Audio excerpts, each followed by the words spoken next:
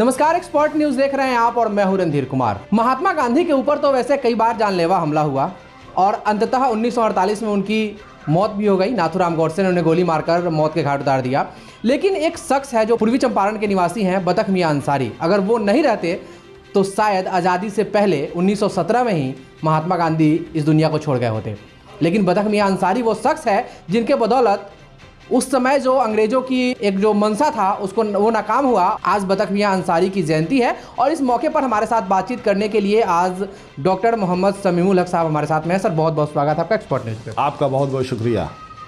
Sir, कहा जाता है कि बतख मियां अंसारी को कहा गया था कि वो महात्मा गांधी के खाने में जहर मिला दे और बतख मियां अंसारी ने ऐसा नहीं किया और वो पर्दाफाश हुआ और महात्मा गांधी की जान बच पाई। क्या कहानी है ये?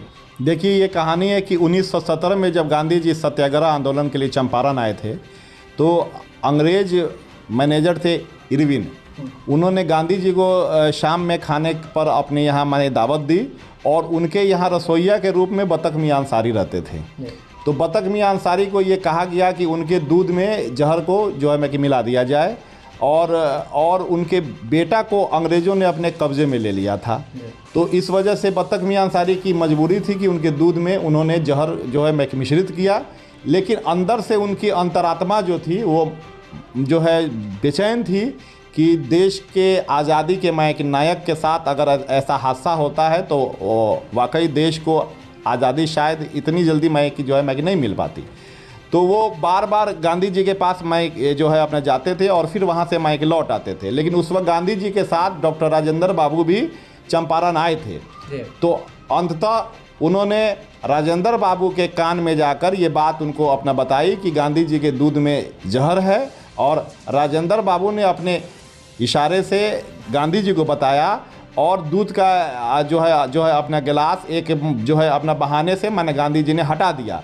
तो गांधी जी की जान बच गई और उसके बाद देश हमारा आज़ाद हुआ। आज़ादी के बाद जब चंपारण की धरती पर प्रथम बार डॉक्टर राजेंद्र बाबू आए तो भीड़ में से उन्होंने बतख मियां अंसारी को देखा और बहुत सम्मान के साथ और आदर के साथ उनको मंच पर जो है कि बुलाया।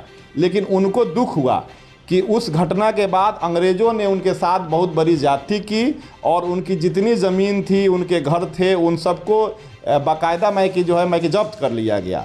तो राजेंद्र बाबू ने उस वक्त भारत सरकार से आग्रह किया कि उनको 35 एकड़ ज़मीन जो है अपना मैदान में भारत सरकार की ओर से मिलनी चाहिए। लेकिन आज तक उनके वंशज जो हैं सिर्फ ज़मीन के लिए ही नहीं बल्कि अब तो हालत ये है कि बतख मियां अंसारी के नाम को भी कि जो बतख मियां अपना द्वार था मोतिहारी के रेलवे स्टेशन पर, उस नाम को भी हटा दिया गया। बतख मियां के नाम से जो है कि पुस्तकालय बना था उस पर भी अभी मोतिहारी प्रशासन का ही जो है कब्ज़ा है।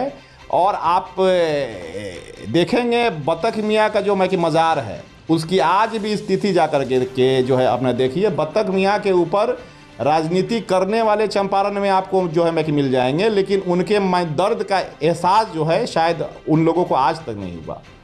एक कहानी यह भी है कि जब राजेंद्र प्रसाद पहली बार राष्ट्रपति बने अपने देश का, जब देश आज़ाद हुआ उसके बाद में वह उनसे मिलने गए थे और जो 35 एकड़ ज़मीन की बात हो रही है, 35 एकड़ ज़मीन देने की बात कही थी, लेकिन उनको 6 एकड़ ही ज़मीन मिल पाया और उनका परिवार जो है आज भी फटे हाल में है। बिल्कुल, वो ज़मीन कुछ वक्त के लिए उनको कि नदी के साइड में जो है कि नदी अपना काट करके जो है अपना भूमि को ये कर ली, जो है कि मिश्रित कर ली।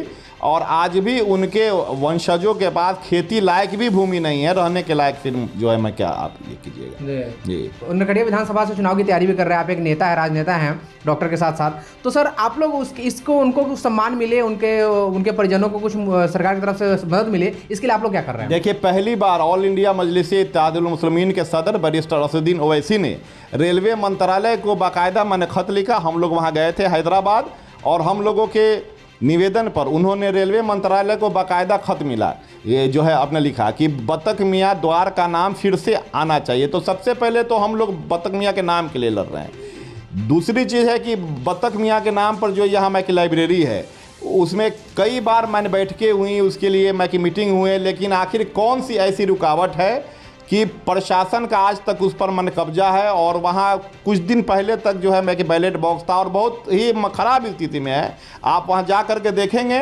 तो प्रशासन की ओर से बतख मियाँ को आज तक मैं के सम्मान देने का कार्य मैं कि नहीं हुआ। इसके लिए ऑल इंडिया मजलिस इत्तेहादुल मुस्लिमीन के लोग, हम लोग ज़मीनी स्तर से हैं और इंशाअल्लाह हम लोग आगे भी लगे रहेंगे। जी, एक राजनेता होने के नाते आप क्या चाहते हैं, क्या होगा तो उनके परिजनों को थोड़ी राहत मिलेगी? सम्मान, सबसे पहले किसी भी व्यक्ति को उसका आत्मसम्मान जो है मैं कि मिलना चाहिए, और जो है उसके बाद जो 35 एकड़ जो माने भूमि जो है वह प्रथम राष्ट्रपति ने जब अपना वादा किया था, तो इस पर मैं कि सरकार को विशेष रूप से मैंने पहल करके देनी चाहिए। जी। तो जैसा कि आप लोग जानते हैं कि बतख मियाँ अंसारी वो शख्स थे जिन्होंने महात्मा गांधी को जीवन दान दिया था, उनकी जान बचाई थी। उनकी आज जयंती है, लेकिन आज जो उनके परिजन हैं फटे हाल में हैं और उनकी आर्थिक स्थिति भी यूँ कहे तो ठीक नहीं है, और बतख मियाँ को जो सम्मान मिलना चाहिए था वो आज तक नहीं मिल पाया। हालांकि पूर्वी चंपारण में महात्मा गांधी को बहुत सम्मान मिला है और बापू के नाम से बहुत सारी चीज़ें हैं, स्टेशन से लेकर गांधी मैदान तक बहुत सारी चीज़ें जो होनी चाहिए थी वो है। महात्मा गांधी के नाम से चंपारण को जाना जाता है और चंपारण को महात्मा गांधी का कर्मभूमि माना जाता है। बावजूद इसके बतख मियाँ जो महात्मा गांधी की जान को बचाए थे, जिन्होंने उनको जीवन दान दिया था, उनको अभी तक वो सम्मान नहीं मिल पाया है जिसके वो वास्तविक हकदार हैं। अभी के फिलहाल इतना ही। आप बन रही हमारे साथ और देखते रहिए एक्सपर्ट न्यूज़, आपकी आवाज़। नमस्कार।